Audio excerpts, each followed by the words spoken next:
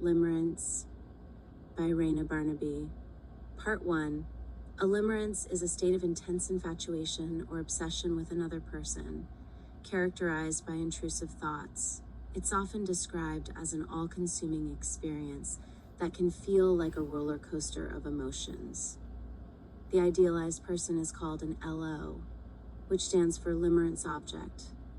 My first LO was a boy in my kindergarten class. I'm going to call him Jam. Jam was a thin, blonde boy, well-adjusted and well-liked. I can't say why I was drawn to him. Likely it stemmed from some small and long-forgotten about gesture. For a few years, my infatuation was so intense I couldn't sleep. I'd lie in bed, deep waves of pain washing over my internal organs, drowning. I knew where he lived. My neighbor's parents were friends with his parents, and she pointed to where his house was, across the field that dead-ended our street. To soothe myself at night, I wrote letters in my head, signed with love, and I'd envision the envelope floating out my window and swaying back and forth in the wind until it got to his. My LOs were always kept secret. I didn't tell my neighbor friend about my painful obsession, but I wondered if she could see it in my facial expressions when she talked about her friendship with him. In second grade, she asked Jam to make a list of the girls in our grade that he liked the most and order them 1 through 10. She got the list back and showed me gloatingly that she was number 1 and I was 10. When I first saw my name on the list, I was elated. I hadn't expected to be on it at all. My neighbor made sure I understood how funny and sad this number 10 slot was for me, turning my excitement to humiliation. But still, as I lie in bed that night, I noted that there were like 50 girls in our grade. He had noticed me. Maybe he had gotten one of my letters telepathically. The cause of limerence obsessions is thought to be early attachment wounds, particularly abandonment by a parent figure.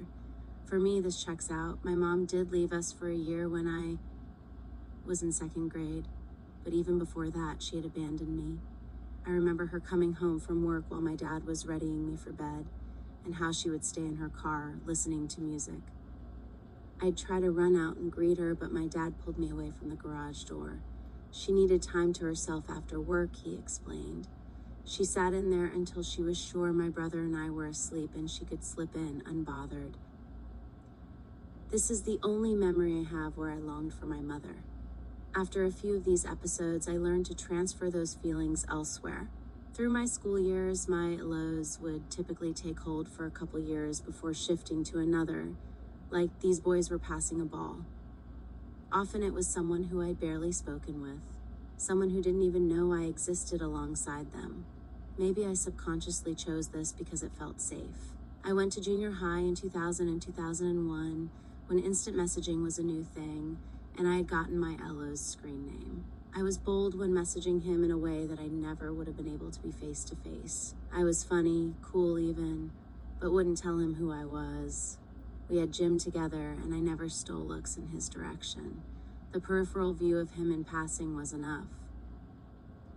It wasn't until my senior year in high school that I had a LO within reach. My limerence for Jay started at a house party where, after a couple drinks, we sat on kitchen floor, our sides knocking awkwardly against the wooden cabinets, making out. It wasn't my first kiss, but this was different from anything I'd experienced. It felt like my body had opened, making space between my cells for this deep, warm energy to flow through. I felt the energy pass through me, into him, back into me, and then up into the universe again. After that night, I became obsessed with replicating that feeling, something I felt I couldn't do without him. Jay was besties with my friend Peter, who, incidentally, was obsessed with my best friend Ellie. We were a sorry pair, Peter and I. Peter had bipolar disorder, dropped out of school, and was being driven mad by his depression. I would walk to his house and sit on his porch, waiting for him to come out to smoke, if he wasn't already. I didn't mind him going on about Ellie, who wouldn't give him the time of day, because I could relate, though I never said so. I pretended his obsession was a him problem, and I was just a good listener. Jay drove a beat-up van, and when I'd see it parked in front of Peter's, I'd take that as an invitation to stop by. Jay seemed resistant to my drop-ins. Probably he wanted to talk freely with his friend, and I was bringing nervous energy. The way he stiffened his body and turned away from me only made me want him more. He had thick hair that curled around his ears, and I loved his voice, soft, monotone, smooth. He sounded smart, not smart in a headed for college way, but in a way where he knew what was real and what was fake. What was fake he didn't have time for, and it seemed he had put me in that category. I started liking things he liked, the Beatles and weed particularly. I would listen to the song Blue Jay Way and felt it was written for us. Please don't be long, please don't you be very long, for I may be asleep. These lyrics were about how I was desperately waiting for him to come back to the kitchen floor. Wild Honey Pie was also ours. My friend Ellie and I were in a similar home predicament in that we both lived with just our depressed dads. This was strange because when our friendship began, we both had a full family, a mom, dad, and older brother. My mom moved away for good the summer between freshman and sophomore year, and my brother moved to an apartment. Ellie's family died, except for her dad. Both dads were quick to turn the other cheek at mischievous behaviors, so smoking or drinking was easy to get away with at either home. If I invited friends over to drink, I would tell my friends to grab a solid cup. I thought as long as the cup wasn't clear he would buy that I had 6 friends over after school to chug water. A dumb idea, but he never did say anything. Often on Fridays, Ellie stayed over and we'd wake up and walk over to the high school to serve Saturday detention. Ellie had detentions for things like drawing a teacher naked or flashing someone in the band room. I kept to myself but racked up detentions because I could never seem to make it to school on time, even though I lived 2 blocks away. When it got too cold to hang out on Peter's porch, the impossible happened. Jay started parking his van outside my house, and we'd lay in the back listening to music, my leg brushing the fabric of his pants, sending electric chills through me. There were mornings he would pick me up for school and we'd drive around smoking, an offer I felt I couldn't refuse, though I didn't hold my weed well. One puff and I felt like I was on Mars, but Jay kept puffing and passing like we were sharing a milkshake. I wish I would have just told him I was a one-puffer. I'm sure it wouldn't have been a big deal, because the level of blitzed I was by the time we got to school. If I were to get that high now, I wouldn't even feel comfortable taking out the trash. One such morning we were walking the halls, and he asked if I wanted to see the SpongeBob movie. His words intertwining with the voices and movement of everyone walking past, whirling around me like I was standing inside my own personal tornado. No, I said, that looks dumb. Energy shifted and he stumbled. I watched carefully as his cheeks turned a dewy pink. He mumbled something, then turned a corner abruptly. I kept walking straight, like I was being carried downstream. It wasn't until I sat down that it dawned on me he was asking me to go with him to a movie, like a date.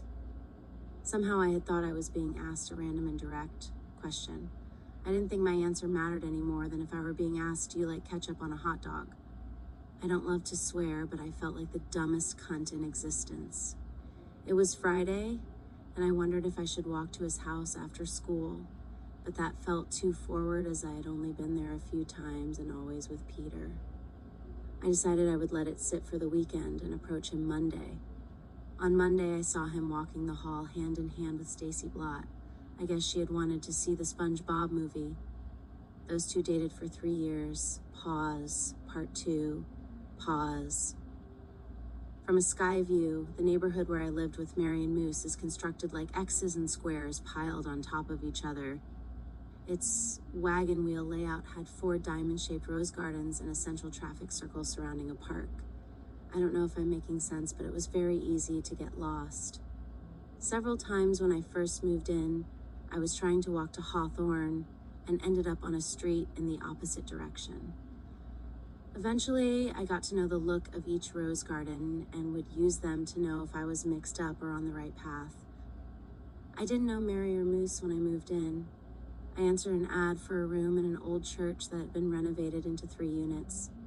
Ours was what had been the church's basement. You'd follow a downward slope to wooden doors on the side of the building, and, on entering, 3 steps led down into a large coat closet. From the coat closet were 2 doors, one leading to my bedroom and the other to the commons area. M and M were a couple 10 years my senior. I was 30 and they 40. The place was decorated beautifully with Mary's art and plants. "I've been here for 14 years, she told me. This used to be a party place. Now it's calm. Even the main floor unit with the stained glass, those guys have abandoned house shows, but mostly it's quiet." The kitchen was in the commons area, up 2 steps, surrounded by a wooden guardrail. On the opposite side of the commons was a wide hallway, I guess you'd call it a wing, leading to a bathroom, Mary's room, then to a long studio room that was Moose's. Mary and I connected over dollhouse art, which we both had. She used dollhouses as bookshelves, and when I commented, she took out her phone to show her installations. I liked that her dollhouses weren't cutesy or replicas. Her rooms had a darkness to them, though it was hard to place what about them gave them a sharp sort of moodiness. When I was a kid, we moved a lot. Sometimes we fled in the night, she explained. My mom would wake us, and I'd have like 10 minutes to grab my stuff. So I think my thing for dollhouses has something to do with that. Like they give a sense of permanence that I never had. This church, though, has been my first real home. Pause. After moving in, I planned to keep to myself, which was nothing against them. I was going through a breakup and didn't feel capable of doing much, but getting my work done and sitting in bed. I had given myself an allotted time frame of 1 year to do nothing but heal. M, I discovered, liked to go out. They'd invite me to the bar down the street almost every night, but I didn't want to drown my sorrows. Sadness was all I had left of my love, and I wanted to cradle it. This was another thing Mary and I connected over. She had moved to Portland from Florida with the love of her life, Jesse, and when they parted, she never recovered. Me and Moose, she said, it's not this great romance. Not like with Jesse. I felt damned by her Jesse talk, like she were tossing me my future and saying, catch. But still, I appreciated her understanding the significant death that was unfolding inside me. I remember Moose later saying that he thought I was a square when I first moved in. They'd be headed out for the night, and I'd paddle into the kitchen in pajamas to fill my air purifier in the sink. Funnily enough, I felt similarly about Moose. Maybe square isn't the word, but I thought he was plain and potato-faced. I would never have guessed he'd become my LO. After several weeks of disappointed stares at my pajama pants, they eventually got me out to the Double Barrel for drinks. Mary was a fun drunk. Around the house, she walked around like a depressed muppet, her long dark hair cascading over her face, but a drink animated her. She had a boisterous laugh. Moose's essence was calm and playful, though a bit hidden. He would wait to show more of himself when he thought you were ready. They both liked puns, and all 3 of us liked to brainstorm commercials or dumb movie ideas and riff off each other. With respect that they might be inviting me out of politeness, I sometimes declined going out with them. If I were living with my partner, I would want alone time. But these 2 pressed. I realized they didn't want to be alone. They needed me to perform for and bounce off of. On our evenings out, it started to feel like we were working on something, the 3 of us. Maybe a rug. Maybe we wouldn't know what it was until it was finished. Mary worked in business and had a 9-to-5 schedule, while I, being a massage therapist, worked weekends and some weekday evenings. Moose managed a farm, mostly from home, emailing instructions and stopping by at times of his choosing. So, Moose and I were home much of the day, keeping to ourselves on opposite sides of the house. When we passed in the commons area, I found myself bashful in a way I never felt at the bar. He was puckish and a bit flirty, I felt. He seemed satisfied with a quiet smile or clunky sentence as my response. And then we'd part ways. The buildup of this spread over several months, our meetings in the house becoming more frequent, my replies a bit braver. I became attracted to his voice, low and gravely. He would often clear his throat in the middle of a sentence. I liked that. There was one night at the Double Barrel, I felt my toe being stepped on under the table. I peeked and saw his foot planted firmly on mine. I wiggled free, crossing my feet and bringing them towards me, and then stretched them back out, placing a foot on top of his. The three of us sat talking like this, with my foot dominating his toes for maybe 5 minutes. Then he lifted his foot out from under and placed it firmly again on my toe. After the bar closed, we got a case of beer and sat out on the front steps of the church. It was the start of summer, the air buzzing and electric. When Mary said she was going to the bathroom, Moose and I instinctually knew what was about to happen. The moment we heard the thick wooden door to our unit clasp shut, our lips came together. We grabbed at each other's arms and hands awkwardly, stopping shortly before she stepped back out. We waited out the clock for her to turn in. In my bed, we rolled around, grabbing and touching, fully clothed, not because that made it any better, but because what was already happening felt so indulgent. In the morning, we backed down and agreed it was a mistake that never need to be mentioned or repeated. Pause. Mary was the middle child of 3 sisters. They were raised in Florida, where she dreamt she was every night, walking barefoot on sand littered with glass shards.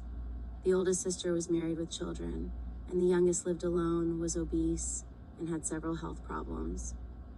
Both sisters hated the youngest for reasons never explained. Mary had got on well with the oldest in their childhood, but felt abandoned when the sister moved out, leaving her alone with a family she couldn't stand.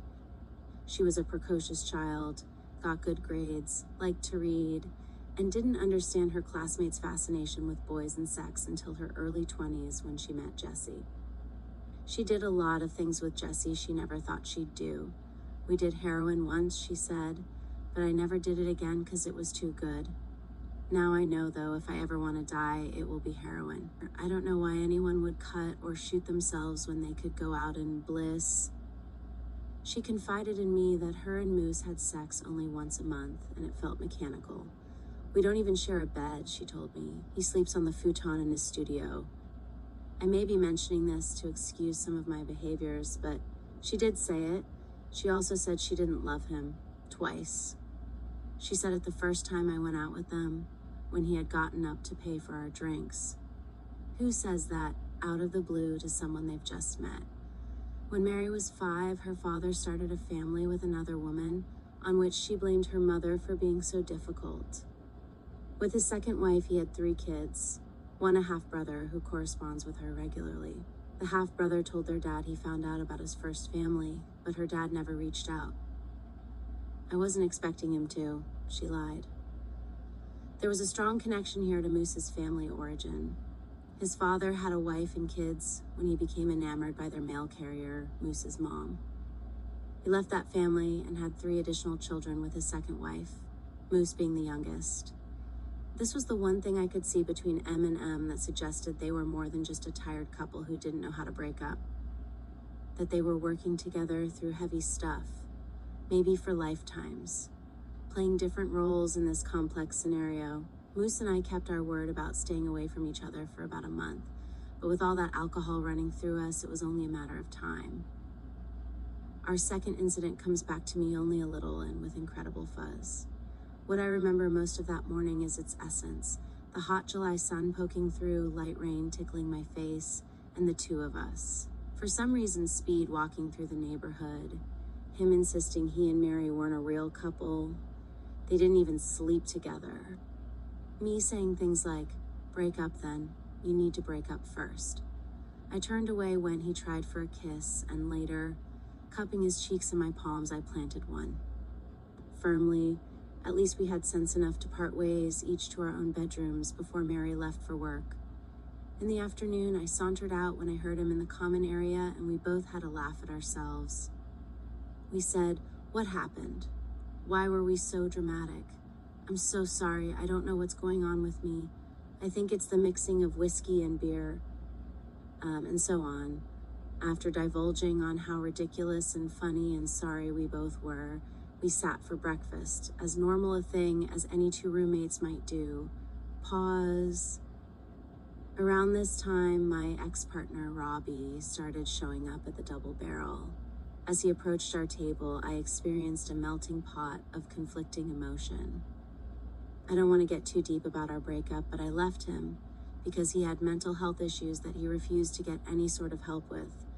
When he was doing well, he was a pleasant, soft sort of creature, definitely good-hearted. Around when we broke up, he was manic, and I had been calling off work because I was too emotional to leave the house. I was unfunctional. So, although technically I did the breaking up, it wasn't by choice, really. I introduced him to M&M. He sat down and turned his back to Mary and I, as if splitting the table in two, the man's side and the lady's side, a move that confused the whole table. Robbie could at times be not super socially suave and prone to exotic behaviors, but this had me smoldering as I faintly heard the two men having their, for some reason, private talk about music. As the bar closed, Robbie walked our direction, and as we began to cross the street, I could see him about to follow. I stopped. "We're just going to bed," I explained. "That's okay. I'm pretty tired." I was floored. After ignoring me all night, he thought he was going to come home with me and slip into bed. M&M had crossed the street by now and were entering the church. I tried subtly to help him understand that he needed to go his own way, but he kept one foot pointed out towards the church, a look of sadness and confusion on his face. As annoyed as I was, his adorable face pulled my heartstrings. Shooing him off felt akin to kicking a puppy, but it had to be done. I wasn't even supposed to be out. I was supposed to be in bed reading for a full year, trying to get over this goofball. A couple weeks later, my roommates and I were again tucked in our spot at the double barrel when Robbie approached, but this time I was quick. "Hey, don't sit here," I said. "I'm not in the mood." He looked surprised but turned around quickly. I turned to Mary and said, "He's such a pest." Robbie's neck stiffened, and though he kept moving, I could tell he'd heard. I felt so sick and shitty. If the tables were turned and Robbie had said something like that about me, that wound would have been deep. I wanted to run after him, wrap my arms around him, and say, "I'm so sorry. I don't know why I am acting like this. Please, please, can we forget the past 6 months and go back to the way things used to be?" "Yeah, that's messed up. He knows you live across the street. Clearly he's trying to run into you," Mary said. "We know the bartenders pretty well. If I said something, we could blacklist him," Moose offered. "No, don't do that," I said. "It's fine. He's leaving." Pause. Part 3. Pause. Where I worked, this girl, Sevi, ran off our new massage therapist because she was convinced he was not licensed and was there to spy on her. She accused him of this on his first day. He laughed, sure she was joking, but as weeks went on, she wasn't letting it go. "Do you think she really thinks I'm a spy?" he asked. We were washing hands in the break room after our treatments. "Definitely," I told him. I'm not sure if this was the reason he quit, but he was getting freaked out about it. And then he was gone. I sat at the break room table eating some frozen meal, and Sevi asked why I pushed the carrots to the side. "Because I don't like carrots," I said. "Why?" she asked. "The taste, I guess. And the texture." "I don't believe you." Sevi had started around the same time I had, and for the first year she was so quiet. People got us mixed up because we were the same age and weight and height and had brown hair. She had a husband named Tom, and she used to talk about Tom in a soft voice while she ate. It all sounded so normal, but then something flipped. Clients were complaining. With coworkers, she was combative, and she would casually talk about things in the break room that nobody wanted to. Here, like that, she had a tampon in for a full week that she forgot about until she and Tom found it during sex. This is not relevant to the story, really. But I remember the day she accused me of lying about not liking carrots was the same day I soberly allowed Moose into my bed. I worked until 10 p.m. and then I went across to the gym and swam. I loved swimming after work. The tensions of the day melted off and I'd be so exhausted after that I'd fall into a warm, dead sleep. On this day, I was so tired that I got into bed without even showering. Moose texted asking if I'd meet him at the double barrel. I couldn't get out of bed if I wanted to, I told him. I passed out and was woken by a soft knock. I cracked the door and Moose was standing in the dark in the coat closet. Sometimes he reminded me of a penguin, something about the way he stood when he was blitzed. "I'm sorry to bother you," he whispered. "Can I come in?" "Just for a second. I want to hold you just for a minute." We got under the covers and he wrapped himself tightly around me. "I want you to feel safe in my arms," he whispered. "I do. I want you to feel safe," he said again, his soft breath tickling my ear in my arms. "I do," I said. This repeated a few times. I wasn't sure he was aware he was saying the same thing over and over. He may have been in a blackout, which didn't bother me any. It was so nice, his sentence. Responded every time he said it. And I did feel safe and warm, still relaxed in a trance from the pool. Anyone would have fallen in love. The next night, all three of us sat at the kitchen table, Mary holding out a plant for her cat, who was leaning forward taking chomps. There was no weirdness between Moose and I wondered if he was aware he'd been in my room the previous night. I decided to go to this pizza place that gives away dollar slices before closing. I'm grabbing a slice if anyone wants a late night snack. They requested cheese. When I got back, they were gone from the kitchen and I sat at the table eating my slice. Moose came in and placed his and Mary's on a plate. "Thanks for the pizza. We forget to take advantage of those dollar slices." He came over to where I was sitting, the plate resting on his arm. "Sweet dreams," he said softly. Bending forward, he kissed my head. Bursting with energy, I stepped outside to walk it off. It had rained lightly. Walking through a rose garden, street lamps shone down on the petals, reflecting light off droplets of dew. I felt if the world were any more beautiful, I'd implode. Pause, my limerence object. Someone to think about all day while I gave massages to silent sleeping people. Having an LO from your past that you're trying to get over can kill you, but a new LO that likes you back is life-giving. It's like God brought his giant face down to earth and took a breath right into your mouth. Everything that happened between Moose and I replayed in my head constantly. We'd hang out around the house or text during the day, and at night we'd meet in a rose garden with a case of beer. He looked so different now, his face this weird and interesting sculpture. How did I never notice the crisp curvatures of his lips? I saved him as BL in my phone, which stood for bacon lips. The hard part was Mary. I liked Mary. But her and Moose weren't right for each other. She had said so herself. It's not that I thought he deserved better and I considered myself better. It's that he deserved someone who appreciated and loved him, which was me and not her. I started avoiding her around the house. She was sweet to me and it was giving me a toothache. Moose appeared not to have trepidations about Mary. "How do you look her in the eye after being with me?" I asked. "You have to put it out of your mind. Nothing happened." "That sounds really hard," I said. "For you, it should be easy. You already have several hidden personalities." "I do?" "Yes. You and me, we compartmentalize. It's not a bad thing. I mean, serial killers do it, but so do the smartest, richest people running the world," he grinned. "And I like all your personalities."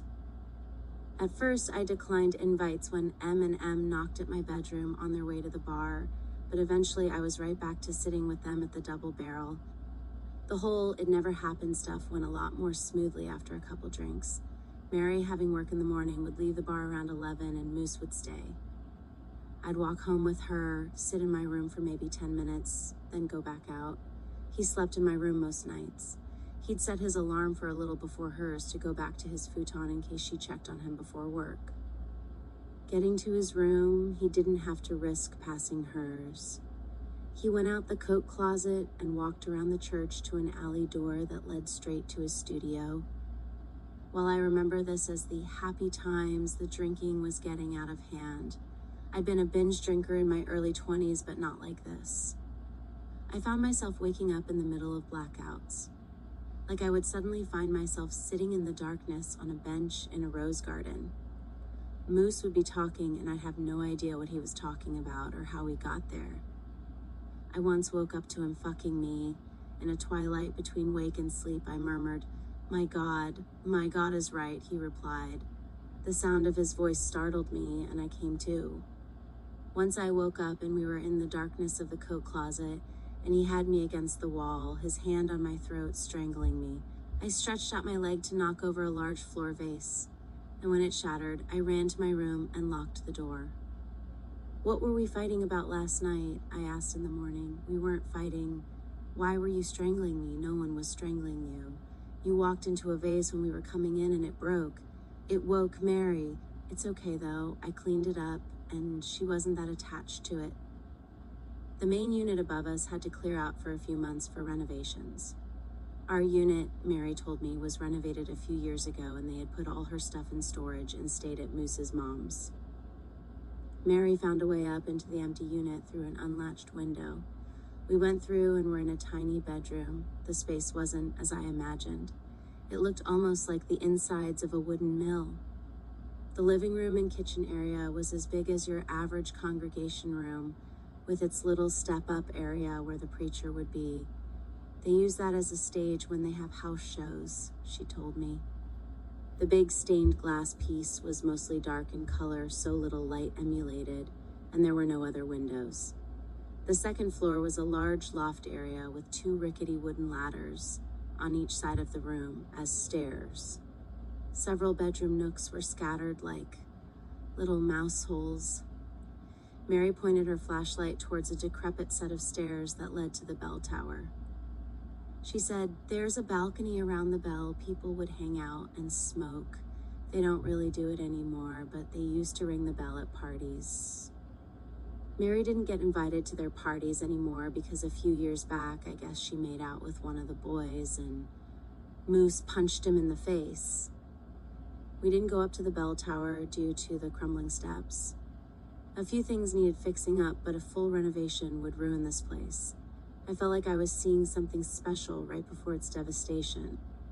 As I tried to sleep that night, I kept returning to the main unit, part of me floating up through the ceiling.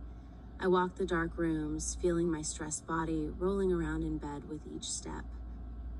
Concerned Mary would hear me, I stepped carefully, and every time a floorboard squeaked, I was returned to my body.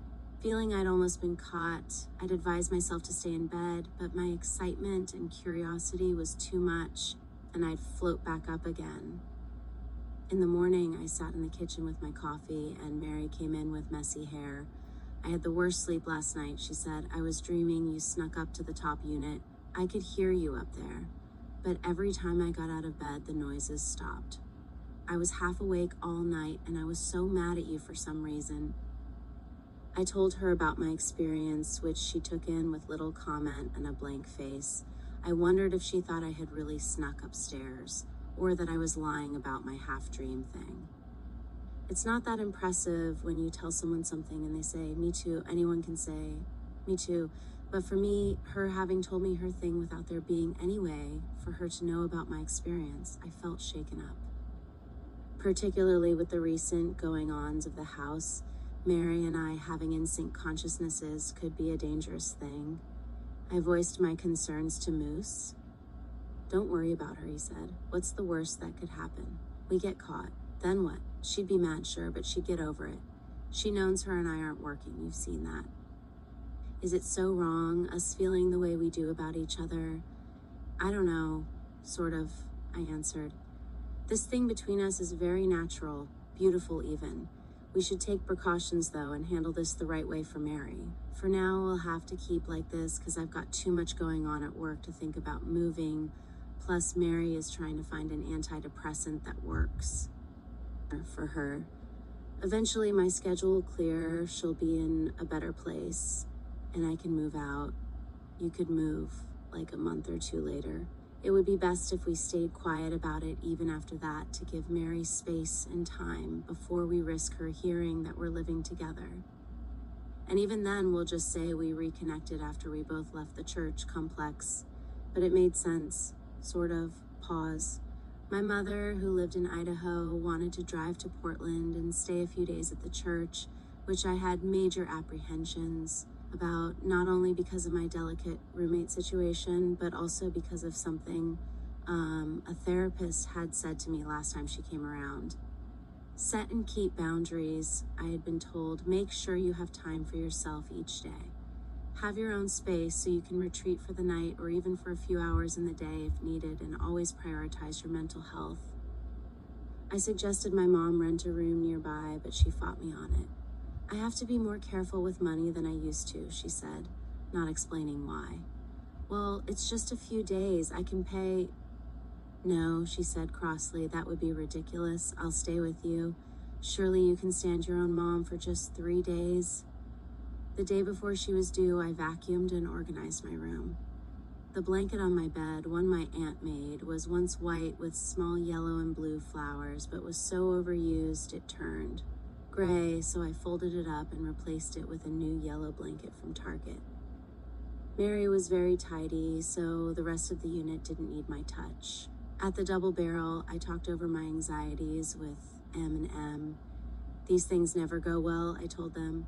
I had a full-blown panic attack after I visited her when she lived in Salt Lake City. That was a 5-day visit, and I hadn't considered that I hadn't spent that amount of time with her since I was a kid, so it was a lot. She tried to force me to go to the bathroom before we went to dinner. I told her I didn't have to go, and she told me to go in there and try, like I were a toddler.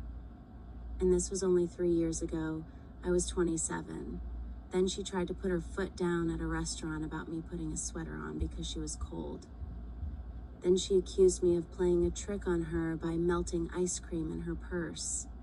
What? Moose cocked his head. We had stopped at a gas station before visiting Salt Lake Temple, and she grabbed an ice cream sandwich, paid for it with a few other things, and put it in her purse. I did think it was weird, but nothing my mom says or does makes much sense, so I'm used to shrugging her off.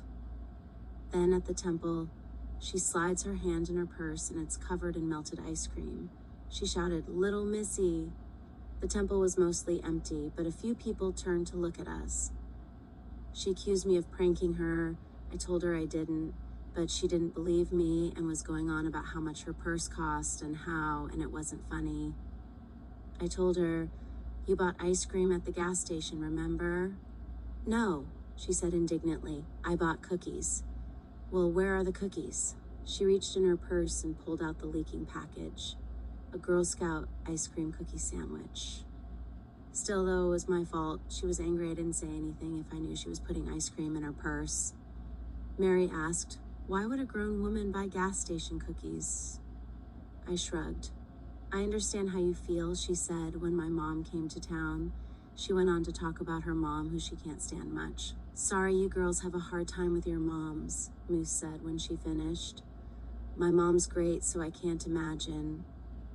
Mary rolled her eyes. Moose's mom was a frail lady in her 70s who loved prescription pain meds and beer. He called her Skeletor, which she seemed not to mind. They both smoked. I'd been to her house with him a few times, and they liked to sit on her back patio in plastic chairs chain smoking. Once he brought me to have a beer with her while he mowed her lawn. Mary used to do it, but I can never get her over anymore. "I think my mother feels snubbed by her," he'd said. Her voice was gruff and she was blunt with Moose, commenting on his beer gut. With me, she had a more motherly softness, and she'd talk about Moose when he was little, which I liked. I didn't get Mary's distaste for Moose's mom, but I figured it had something to do with him having family. His brother also lived in town, while she felt she had none. "Should we all do something together with your mom?" Mary offered. "That's okay," I said. When she meets new people, she does this thing where her voice gets extra high-pitched and tells made-up stories. I assume you'll cross paths, but I was hoping to keep her sort of separate. "Well," said Moose, "we can all meet here when she goes to bed. Let us know." Mom was impressed by the church, though she was sure to let me know that if she lived there, she'd be in the top unit with the beautiful stained glass. I squinted and tried to imagine my mom living in a punk house with a bunch of musicians in their 20s. She didn't care for the decorations in my room. "Why would you hang a doll's head?" "It's creepy. I wish you would get more sophisticated. In your dress, too, start noticing what people around you are wearing. I saw some cute outfits driving through on girls your age." She set her stuff in my room. I showed her the commons, and Moose and Mary walked in just as we were leaving. We did a brief introduction. Then I drove her to a cafe for a late lunch and coffee. "What was that guy's name, Moose?" she said with displeasure. "That's her boyfriend?" "I bet he doesn't work." "Why do you bet that?" I asked. "He looks like someone who doesn't work." "That's just how men look in Portland," I told her. "What about you? Are you seeing anyone?" "No," I said pointedly. I looked around the cafe uncomfortably. What was I going to say to this person for 3 whole days? We were silent for a while, and then I noticed her eyes welling up with tears. She looked at me, into me almost, and I stared back blankly. "What?" I wanted to shout. "What do you want from me?" After we ate, I showed her a few sights in the area, but she was tired after driving all day and wanted to read and turn in early. That was fine. "There's room for you in the bed, so just crawl in when you're ready," she said. "You won't wake me up." "I'll just sleep on the couch," I said. "No," she pleaded. "There's plenty of room." "I'm sleeping on the couch," I said irritably.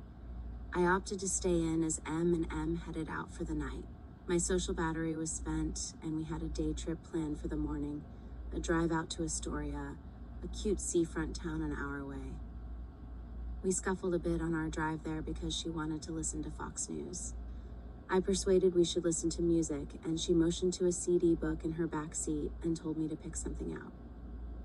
The pickings were slim, but I settled on the Forrest Gump soundtrack. 70s music. Seemed like a fair compromise, and it had some decent tunes. Fortunate Son, California Dreamin'. "Not that one," she snapped. She reached over and grabbed the book from me and pulled out a Celtic CD. It was like she was trying to make herself unbearable to be around. Every couple of minutes, she had to mess with a knob, like she'd turn the music up the tiniest bit, just to turn it down a minute later.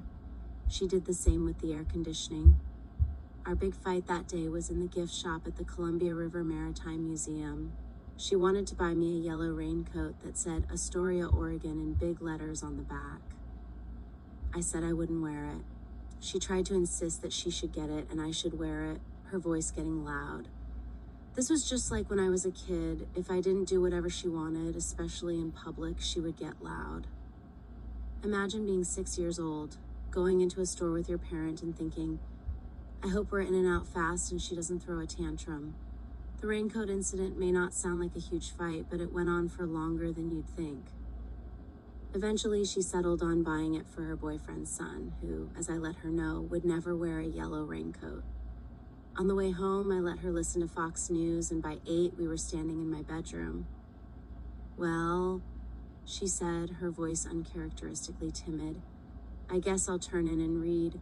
"Okay," I said bluntly, turning and shutting the door behind me. Moose and Mary were out that night. I waited for them to come back or send a text while playing video games on the couch until I fell asleep. I was woke by a soft kiss on my lips. I opened my eyes, and Moose's face floated above me, outlined by dim lighting from the kitchen behind him. "You look like an angel," I said. "I love you," he whispered, his voice full of emotion. "Are you okay?" I whispered back. He shook his head like a child. "Mary's mad. We've been fighting all night." "I'm sorry," I said. "I have to go. We're still fighting, I think. I wish I could get into your bed with you." "Soon," I said. He looked at me wistfully and turned, walking towards the light. When I saw him the next morning, he and Mary's friend V were in the Commons discussing a photography project that involved pieces of furniture and where they'd move them to. "Where's Mama?" he called out. "She left early." "What?" He come over to where I stood in the kitchen. The two women looked annoyed at the loss of his attention. "Wasn't she supposed to stay another day?" I shrugged. She said my room is creepy, and she has stuff to do at home. I don't know. Yesterday was kind of rough. "I'm so sorry. Are you okay?" I felt better. I'm mostly glad she left, but it's hard both ways, you know. He texted, "You looked so sad. I was thinking of getting a coffee and going for a walk. Want to come along?" "Meet me in the alley." Pause. The night of the wedge started off well. It was my favorite day of the week because Moose and I had off and Mary would go to the gym after work, not getting home until 7. We lounged around and then cooked up some Indian food. I had a woodworking class that evening and he walked me out front. It was a crisp fall evening, the sun mostly set. We stood on the church steps, and he pecked my lips. Have a good class. Don't cut your fingers off. I actually was always cutting my fingers. Nothing deep, luckily. It's hard to focus when you've got a bacon-lipped, button-nosed LO waiting at home and so much content to play over in your head. When I got back from class, M and M were in the kitchen laughing heartily at her cat that they'd dressed in a wedge costume. Daily, the cat got a bowl of dried food and one sliver of wet food from a can that they called a wedge. The cat was in cardboard brown triangle with a hole cut out for her face. Wine was on the table and Moose sat with his phone in hand while Mary leaned over, hands on his shoulder, watching the cat video they'd made. I felt uneasy. I had lived with these two for a year now and never seen them play together like this. They drank together always, but this was a different vibe. And why was she touching him like that? Mary wanted me to watch the video. Hee, I said with as much enthusiasm as I could muster. A week or so later, I went to the Double Barrel with Mary, and she confided that her and Moose had what she called a breakthrough in their relationship. We've been stuck in a rough patch, but this past week has felt like old times again. We talked a lot of stuff through. We might even start looking at houses. I love the church, and it's hard to imagine living anywhere else, but maybe with the right house. Mary says you guys are buying a house together? I confronted Moose. What? No. Mary might buy a house. I said I'd help her look, but we're not buying a house together, trust me. Mary said you guys talked everything through and your relationship's going great. She said that? She's out of her mind if she thinks that. That's actually really sad. Yeah, I mean, she would be out of her mind to think that. You're sleeping with the roommate. Obviously, her relationship's not going great. Calm down and lower your voice, he warned. I thought me and you were buying a house together, I said. I'm not buying a house with anyone. Right now, I'm trying to sell my mom's house so she can live with my brother, and it has been a giant pain, and we're getting ready to open a second location at work. But after all that passes, then yes, we should get a house. Somewhere where we can have a big garden. I couldn't fully believe this. Why would Mary lie? But I was in deep now. I couldn't just pack up and leave my LO. He was all I had. Pause, part 4, pause. I started having dreams where I was trying to escape the church. I could float through ceilings and walls into other rooms, but the exterior walls were solid. Fearing I might be stuck for eternity, I float up to the main unit and throw myself out the stained glass window. I break through, but in midair, I realize, that I had been sleepwalking and was now for real falling to my death. Also, my musical hallucinations were back, which I hadn't experienced since high school senior year, and I was dreaming about Stacy Blott. She was a background character almost nightly, smiling, laughing, participating in the dream in a way that I was too awkward to do. The second half of senior year, after Jay and Stacy Blott walked down the hall hand in hand, was a dark patch for me. I was smoking heavily, often too high to get my locker open. Unsure of which class I should be in, I'd follow Ellie to home ec, or I'd go to the bathroom and sit on a toilet seat, pants on, waiting for time to pass. I thought I'd developed schizophrenia. Screams and laughter filled my head, mostly at night, but sometimes at school I'd hear a giggle or my head clearing its throat. Stacy Blott was in my gym class, and so I got a daily update on her and Jay's unfolding relationship. Blott was this neither-or kind of person. If someone were to rate our class from most to least popular, she would be right in the center. She wasn't a great beauty, but she wasn't bad-looking either.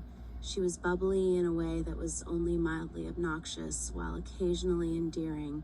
Even her hair wasn't any more good than it was bad. It was long and blonde, but too thin and frayed to cause envy. She chatted with the other girls as we dressed for gym about how sweet Jay was, gifts he got her, things they did together, and their sex life. The locker room girls weren't her besties. She just felt free and comfortable chirping to anyone. Sometimes she turned to me in her chatter, something most people in school knew not to do, as I would reply only if, "You were one of my 2 friends." The cold stare I returned her slid right off. It was nothing at all to her. This girl, I thought to myself, why doesn't she understand how complicatedly terrible everything is? My friend Ellie had grown increasingly irritated with me. She was recovering from something I couldn't understand, the death of her mom and brother, and her cure was fast fun. I had become stoic and weird, and she was not shy about letting me know she wasn't into it. My dad, who was trapped in his own deep-hole depression, stepped out to try and give me a hand. He sent me to a therapist, but I was afraid if I opened up, I'd eventually tell her about the voices and be sent away. Now, I understand that getting real care for mental health is near impossible, but then I thought I'd be put in one of those arm jackets and thrown in a padded truck. When no leeway was made with the therapist, Dad made an appointment with my pediatrician to see about medication. I sat with my legs dangling off the paper wrapped table, staring at this man who was asking me to rate my depression on a scale of 1 to 10. I let him know that using numbers to label feelings made no sense, and I wasn't going to pretend with him that it did. When he left the room, I unscrewed a bottle of liquid hand soap, filled a rubber glove, tied it off, and threw it in a drawer. Giggle. There were a few positive things that happened during this period, namely the beam. Hanging out with Peter one evening, he talked about how his dad was a minister, and while Peter had resisted his teachings, he lately found himself drawn to reading the Bible. Peter's tone changed when he talked about his newfound religion. He was more upbeat.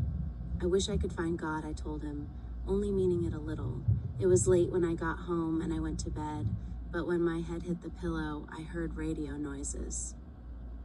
I thought I must have set my alarm to the wrong time, but when I lifted my head, the noise stopped. Laying back down, the radio noise sounded again. I attempted to lift my head, and a beam of bright light hit me between the eyes, pushing me into the pillow and paralyzing me. It had a pitch.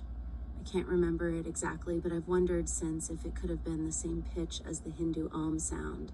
My mind opened like a fully bloomed flower.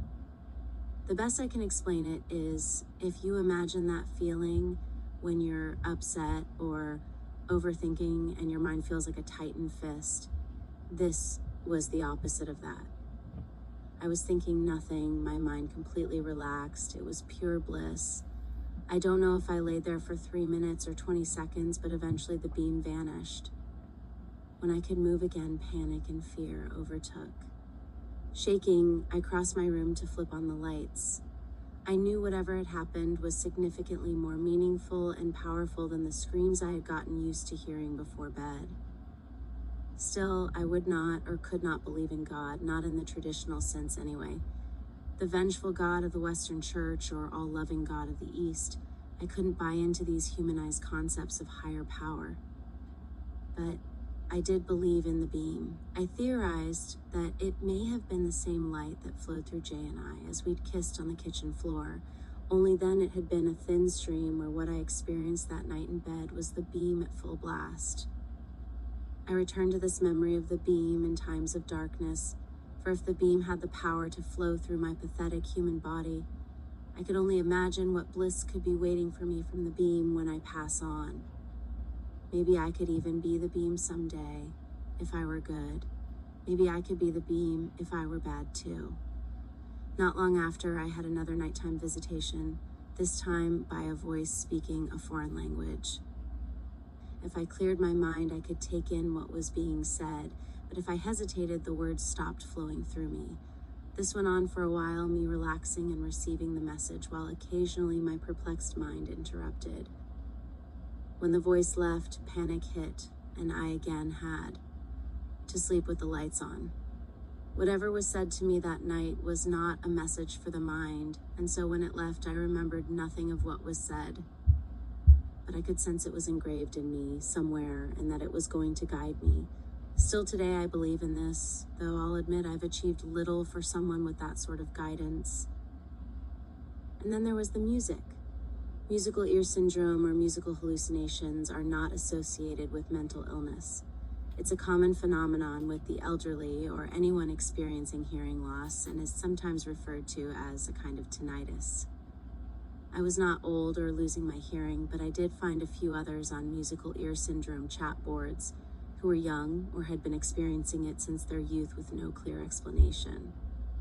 Most had a certain genre they heard. A common one was quick orchestra music. For me, it was metal or hip-hop.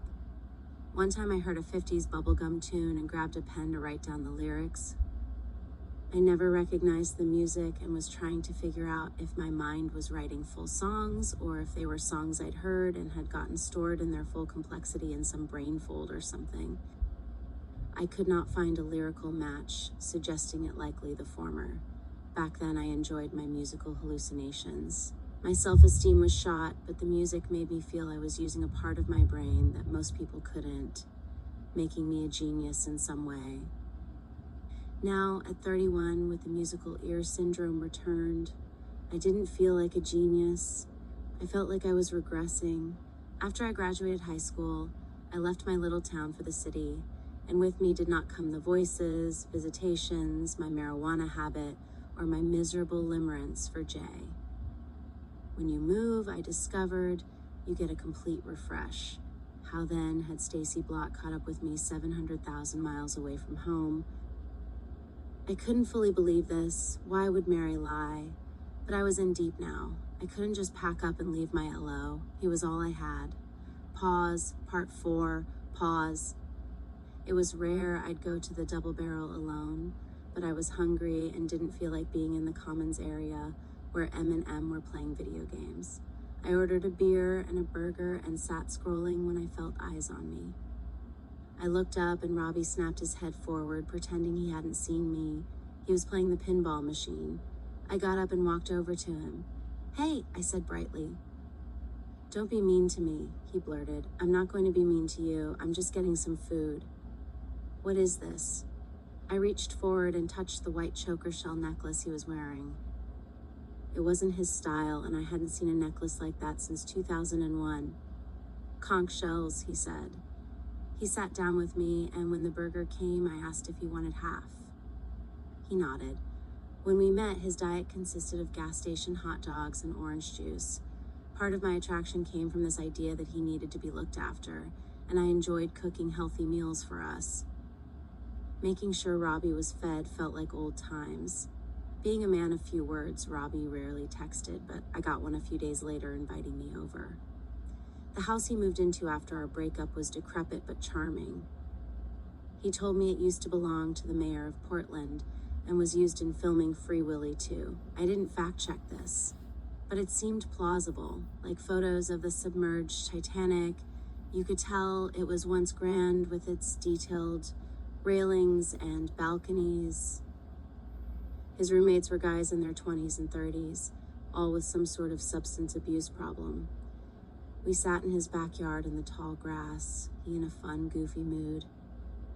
He did these funny accents sometimes. I spent the night, and the next day, his demeanor changed. Rent was due, which I guess he didn't have, and he was stomping high, both feet in the air, making frustrated noises like some sort of cartoon character. After I left, he sent a text apologizing for his behavior. "That's okay," I responded. I wasn't affected by his moods like I used to be. They weren't my problem anymore. We started hanging out about once a week, which displeased my moose friend. "I know it's hard for you to see it this way, but this is really good for our relationship," I explained. "It helps me understand you and Mary and not feel threatened. I love Robbie, but I'm not in love with him anymore. Isn't that how you feel about Mary? It's just that we know each other and it's comfortable. Sometimes if you and Mary are watching a movie or something and I'm in my room by myself, I start to feel really shitty. But if it's, say, the day after seeing Robbie, I don't feel as bad. We need Robbie. I don't even think any of this would work anymore without him." He wasn't sure about this theory, but had to admit it was fair. Still, I would get pushback from Moose after seeing Robbie. Little slights or bouts of silence. I went to hear Robbie's band play, and after we went back to his place and one of his roommates was asleep in his bed. Robbie nudged him. "Wake up, buddy. You need to move to your own bed." "This used to be his room," he told me, so he gets confused. I didn't quite believe him and nausea bubbled up. But why should I care if he has a roommate that sleeps in his bed? I reasoned with myself. I did. The bad feeling passed and was replaced with a sort of pride. I wouldn't have taken that well a year ago. I was really maturing and moving on, I thought. I was even able to stomach his story about 2 girls he dated that summer. There was this goth girl, Lindy, that he met at his comedian friend's show. Lindy did a set and he complimented her after. They dated for about a month, he told me, and there was something about her he really liked. But what happened was he was at one of her shows, and this girl Madison sat down by him and started talking. He sort of knew Madison, but from a distance. Lindy had told him she and Maddie used to be friends, but they had a falling out and couldn't stand each other now. So, this girl he knows his girlfriend hates sits down by him and flirts, and she gets all mad. And after that, he started dating the Madison girl. He said he wasn't into her and that she seemed phony, but he dated her since Lindy was mad at him. Him and Madison hung out for a month and then it fizzled out. He still thinks about the first girl, Lindy. Why did you let Madison talk to you all night? Why didn't you walk away? I asked. It was just talking. I don't get the big deal. If you knew Lindy was mad, you could have called her the next day. You could have smoothed that out. He shrugged. This was a huge flaw in him, and I felt exasperated as if I were Lindy. He took no initiative. He just let things happen as if his life were none of his business. The night of the beans was one of the few times Robbie stayed over at my place. He didn't come by much because he didn't like Moose or Mary. He said they weren't his kind of people, and I guess him and Moose had a run-in at a bar called the High Dive. Moose's story was that he was there with his friends when Robbie sat down and started bragging about his music, and then left abruptly in a weird snit. Robbie's story was that Moose, who was sitting with a couple of guys, insisted he join them, and then proceeded to belittle and tease him. I got a text from Robbie that he was at the Kava house down the street, and did I want to join him for Kava and a walk up Mount Tabor. Moose and I had some baked beans going in the oven. We had taken to cooking together as a reasonable reason to meet up in the kitchen, even if we weren't home alone. Baked beans were one of my favorite foods, and he had this recipe, his mom's, where you slow cook them in a Dutch oven for 8 hours. I bought all the ingredients, he helped me put them together, and since he'd be in and out all day, it was my duty to check on them every couple of hours. I texted Moose asking where he was and if it would be okay if I left for a few hours. Yeah, go ahead, he said.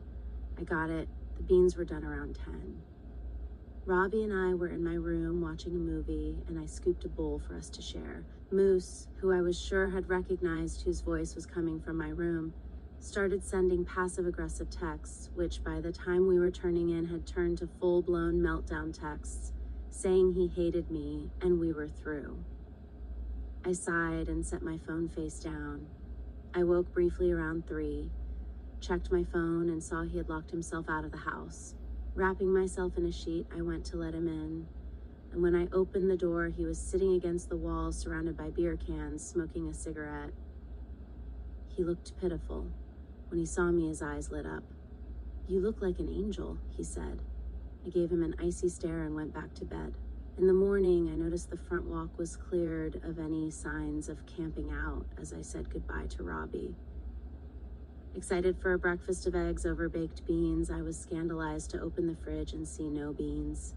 They had been in a large, bright red Dutch oven. I was shocked enough to open the fridge a few times, as if there was no possible way they couldn't be there. It dawned on me that Moose, in the fit he had thrown, had taken the beans either to his mother's or had dumped them somewhere. I texted both Moose and Mary. I was furious. Ever since the night of the wedge, this LO had turned me into a pathetic mess. Many nights I stood at the entrance to their wing, carefully watching Mary's door, ready to flee if it cracked open, straining my ear to confirm whom was in which room. I had fought to keep a neutral face when Mary revealed casually that she and Moose had Tuesday date night, a night I worked until 10, and then there was Christmas. Moose and Mary had gone to his brother's, and I laid in bed all day texting Moose, who did not once text back. They came home late, noisily and merrily spilling into the coat closet, sending me sobbing into my pillow. Hours later, I rang him, and the call ended abruptly after 2 rings. In the morning, I was met by a stern face. "Do not call me in the night like that again." My phone lit up, and Mary wanted to know who was calling so late. How could he put me through everything he had and have the nerve to throw a tantrum over Robbie? I got a text back from Mary saying she'd been in the fridge to grab her lunch, but hadn't noticed if the beans were there or not. This confirmed the missing beans were a Moose stunt. I walked down their hall and saw the light in his room on. I gave the door a police-like knock. When he didn't answer, I knocked louder. And then louder. "What the hell?"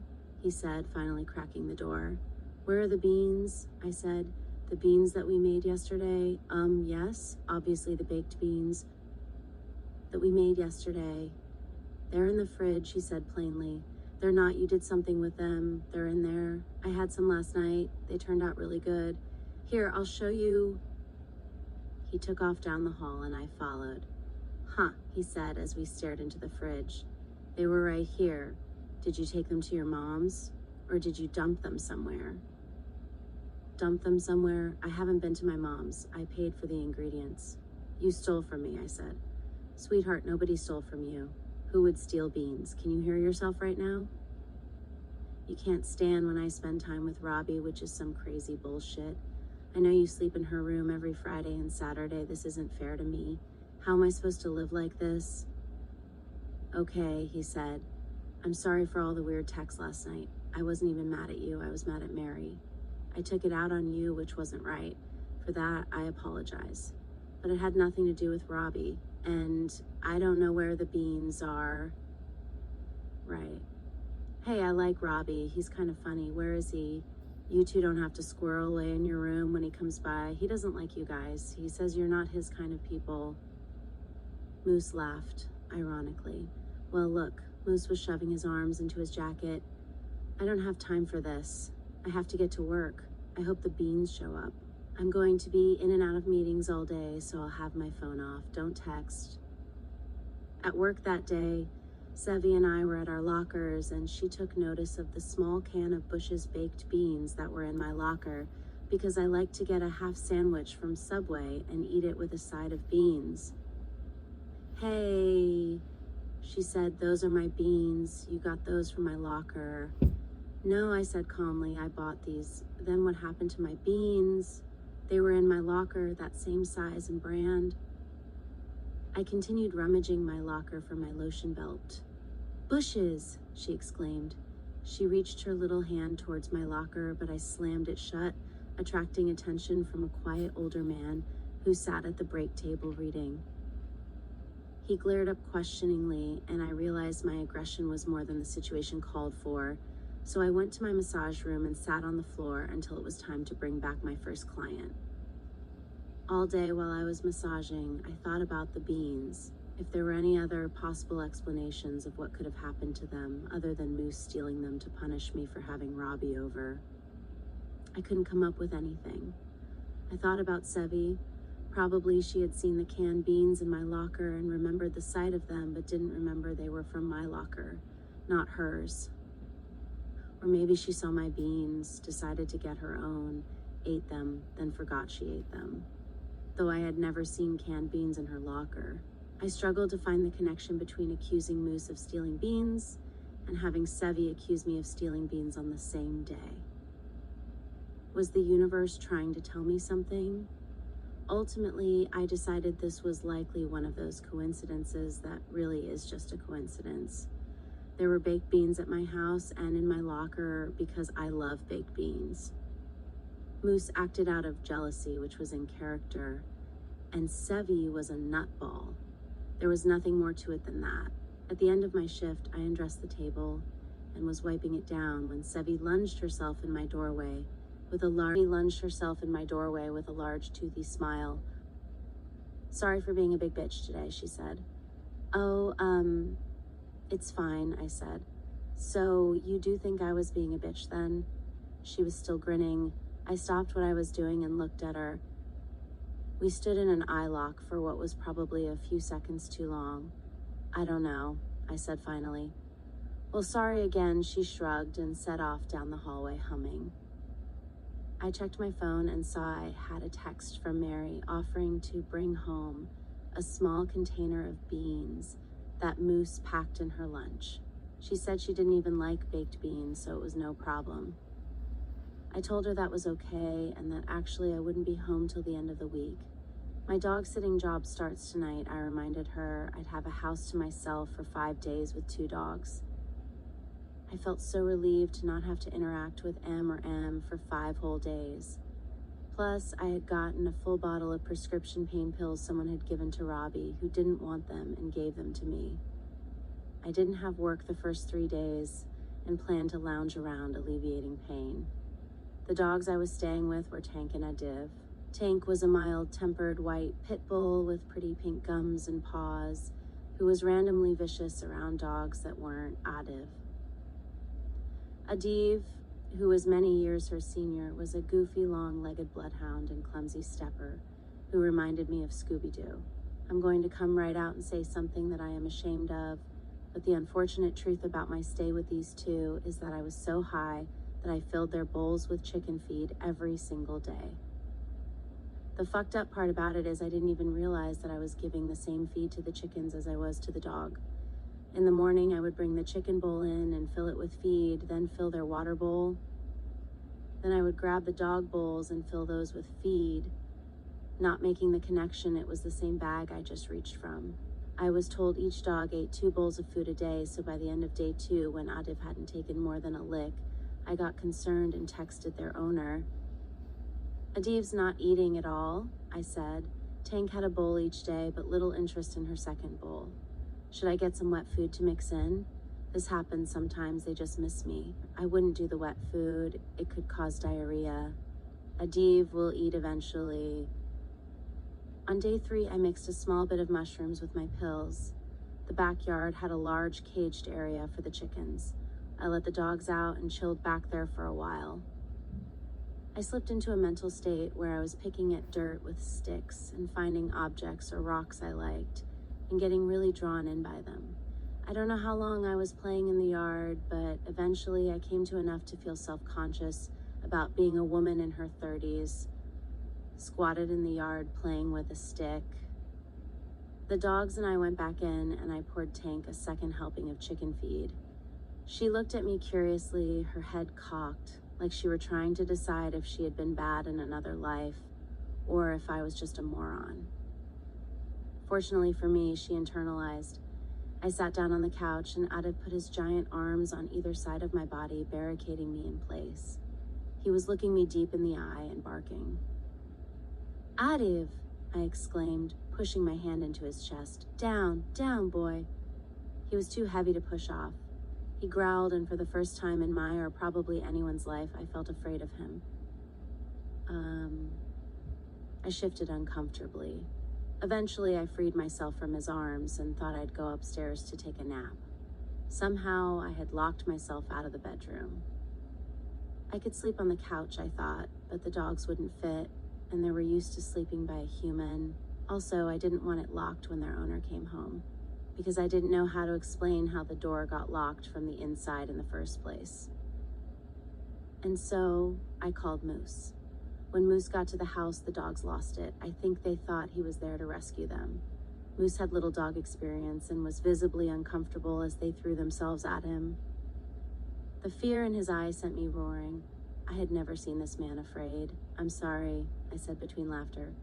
Yeah, they are a little much sorry. Yeah, the door is up this way. All 4 of us walked up the steps, a dog on each side of his legs, squeezing so he could barely walk.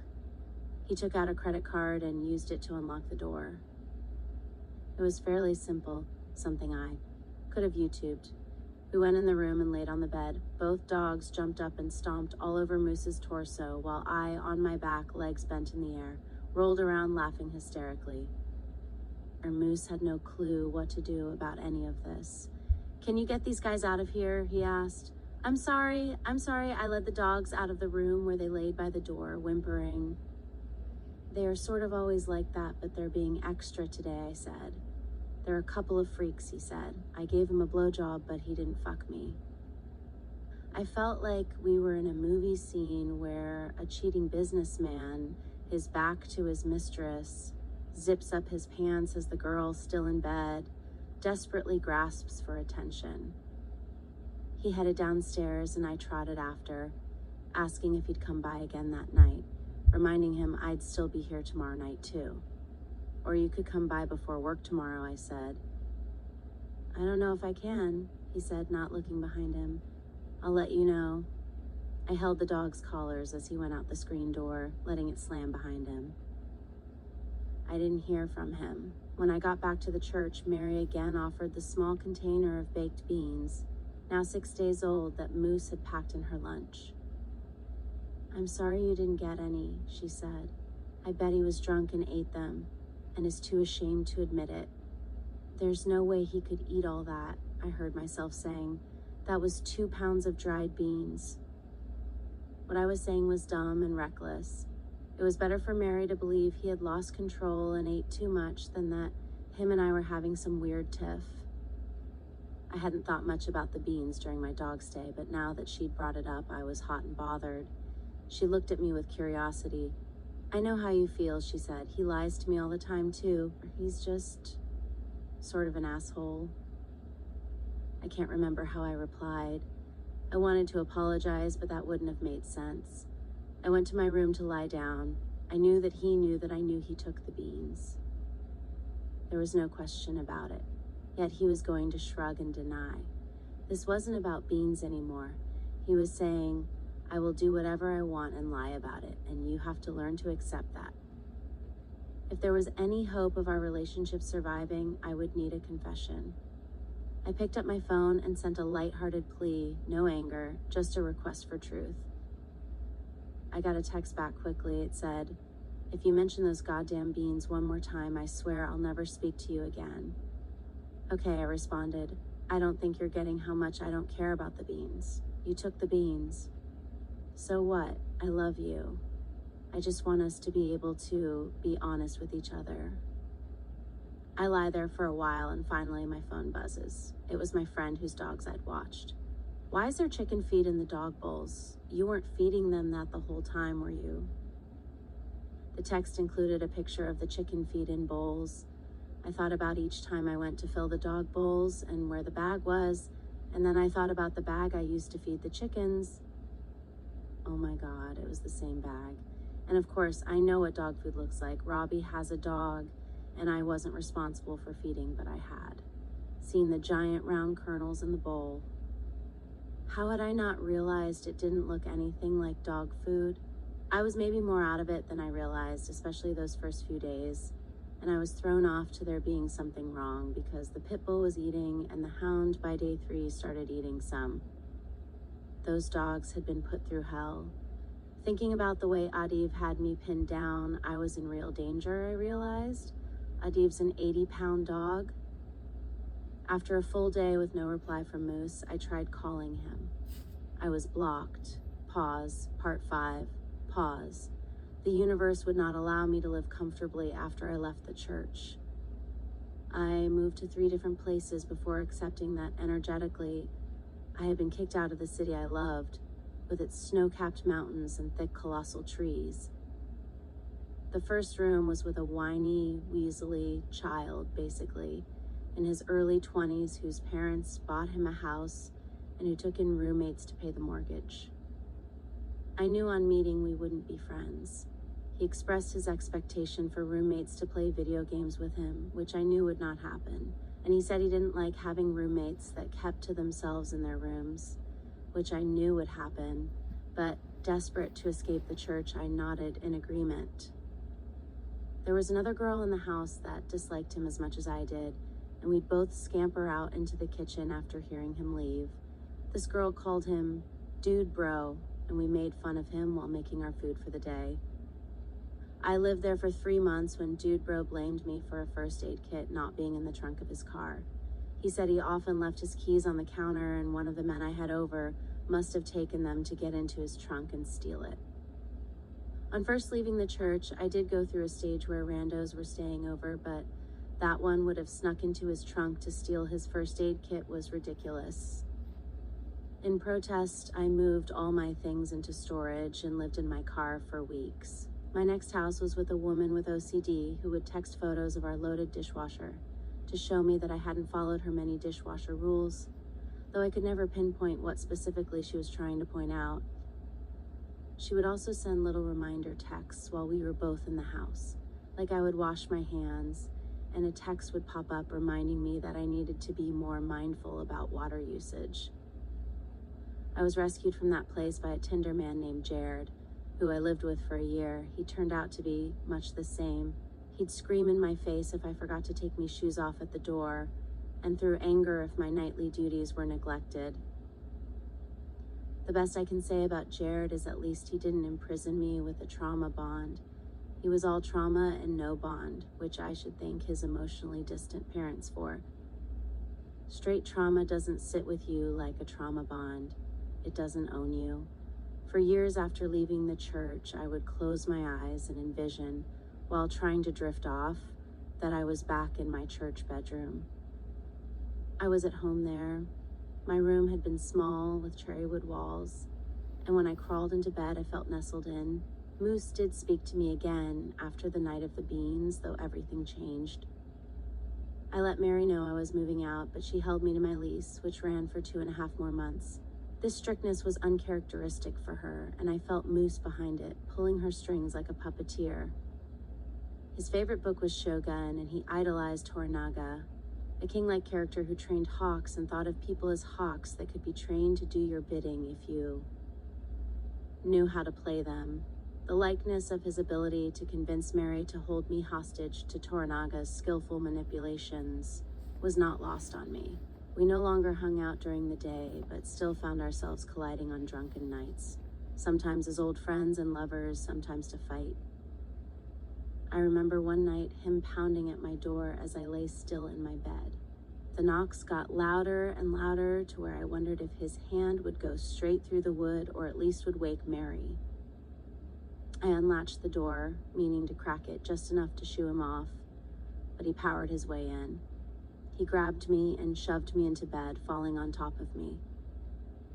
I was faced away from him, sobbing, as he scrubbed my hair roughly, muttering, love you, I love you so much," his dead weight draped over my back and legs. The more people I told about what had been going on in the church, the more I regained little pieces of myself. I realized that having a secret with Moose made me feel like he was the only person who knew who I really was, which was a dangerous place to live. Most people seemed not to judge me harshly for the part I had played. As it turned out, people don't care much about things that don't directly involve them. One friend doubled over with laughter when I told her. At my house welcoming party when I first moved into the church, she had been furious with Mary's heavy flirting with her husband. And it's not like they were married or had kids or nothing, she reminded me. One person who did not take the news well was Robbie. "You like that guy's dick, huh?" He said harshly, pacing his room. "Well, everything's shitty anyways, isn't it? The whole earth is shit." He walked with me to my car to give his dog exercise as tears streamed silently down my cheeks. I had a distinct feeling I would never see him again. When we got to my car, he hugged me tightly. "You're strong," he said. "You're a strong girl." And then off he walked down the street. Pause. Thank you for listening to Limerence by Raina Barnabee and read by me, Paris Hilton. As a personal side note, I would like to say that even though me and Carter had a surrogate carry our baby, biologically, he is ours.